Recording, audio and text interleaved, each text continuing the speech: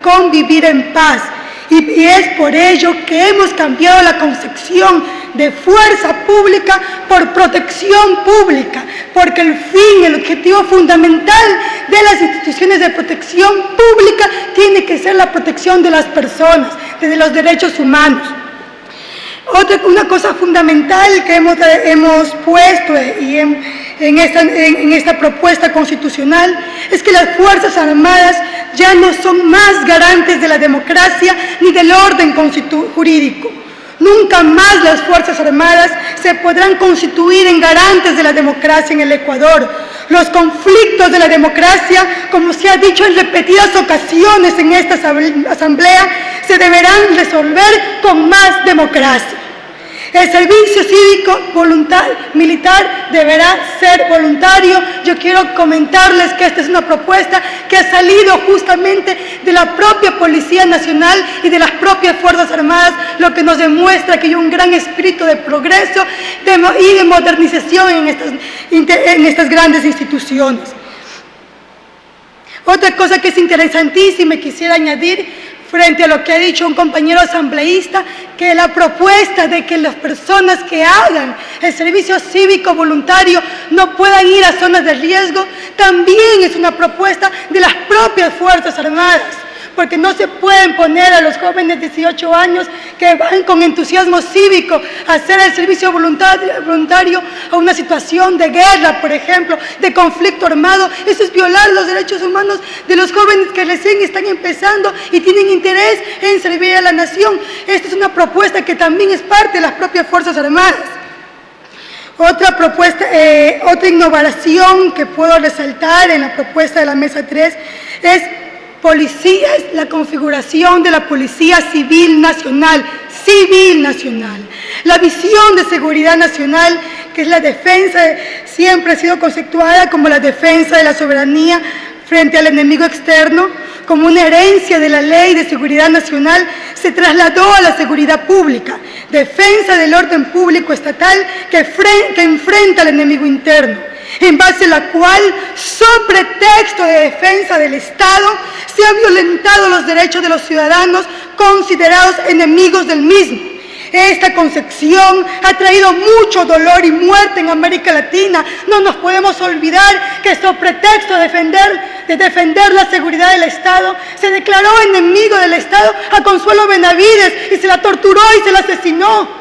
A los hermanos Restrepo, a quienes se los torturó y se los amenazó. Es por eso que tenemos que cambiar esa concepción. Al interior del Estado no hay enemigos, hay habitantes, hay ciudadanos, hay seres humanos que tienen que ser protegidos por el Estado.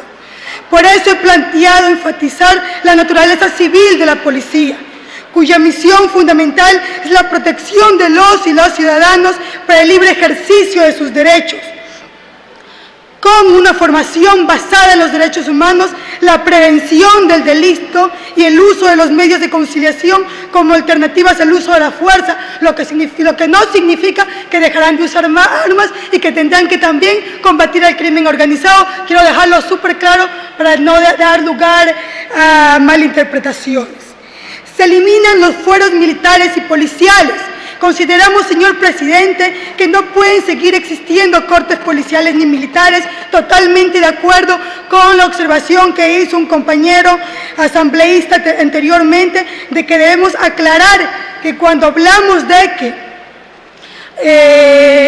los militares o policías que cometan delitos que no estén ligados a la naturaleza de su misión serán juzgados por la justicia ordinaria. Creo que sí tenemos que aclarar que estamos hablando que tendrán que ser juzgados por las salas de lo penal. Yo creo que eso tenemos que recoger esa observación para dejar sumamente claro de lo que estamos hablando.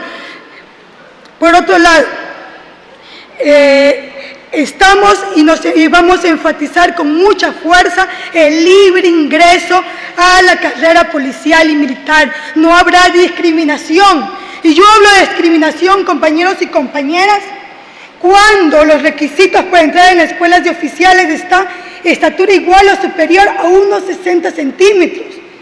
Asistir a la entrevista personal con el papá y con la mamá y con el apoderado. certificado de ingresos económicos de los padres, debidamente notariado, croquis y fotografía domiciliaria, certificado de trabajo de los padres otorgado por la entidad o empresa donde labora, poseer antecedentes intachables de la honorabilidad y conducta tanto personal como familiar. Y si el aspirante es huérfano, y si el aspirante no tiene casa, y si el aspirante no cuenta con la autorización de sus padres, y si el aspirante no tiene dinero, señores y señoras, de eso estamos hablando cuando estamos hablando de que no tiene que haber ningún tipo de discriminación. No se está diciendo que no se tienen que hacer exámenes de ingreso. Estamos hablando de que sí hay discriminación, por supuesto que las hay. Y a mí me gustaría, como a todos nos gustaría en esta sala, creo yo, de que un masaquiza pueda ser general, de que un guamangate pueda ser general. De eso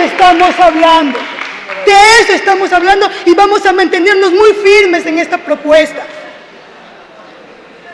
Otra cuestión interesante que hemos podido plantear es en el tema de los estados de sección. En punto de orden, señor presidente, o sigo en el uso de la palabra. Le doy enseguida que termine la intervención. En el Ecuador, como en el resto de América Latina, en el tema de los estados de sección, ha habido abusos con respecto a los estados de sección, por lo cual nosotros hemos considerado que tenemos que definir cuál es su objetivo. ¿Cuál es su objetivo fundamental? Es necesario restringir y precisar las causales. Aquí la compañera Diana Costa hizo una observación interesante, que es ir conceptualizando en el texto constitucional las causales. Yo creo que deberíamos analizar esa posibilidad. Y hemos establecido cuáles deben ser los principios que las rigen y establecer a los mandatarios la obligatoriedad de dar cuentas de las acciones tomadas durante este periodo especial.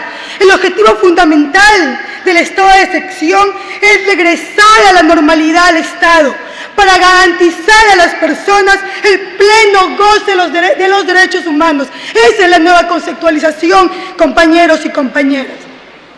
Creemos que es importante que hemos cambiado las causales. Por ejemplo, hemos establecido la causal de agresión, tomándolo de la resolución. Me están pidiendo un punto de información, por favor, asambleísta Vargas. Solamente para referirme que los militares que son huérfanos, hay militares que han sido huérfanos, que son huérfanos, eso no es el problema. Y quiero hablar sobre, por ejemplo, los IBIAS. Son los mejores comandos que tiene el ejército en el oriente y son de estatura pequeña. Eso no tiene nada que ver. Lo que tengo que ver es que tiene que haber un proceso de selección y no puede estar en la Constitución el proceso de selección. Tiene que estar en la ley orgánica de las Fuerzas Armadas y la Policía Nacional. Gracias, asambleísta. Antes de continuar con los estados de sección, señor presidente, las personas que a mí me dan seguridad y son de tropa son de apellido Huachinga, de apellido Guamangate, y si nos ponemos a ver cuáles son los apellidos de las personas de la oficialidad, estamos viendo que hay discriminación. Hay discriminación y hay que combatir la discriminación desde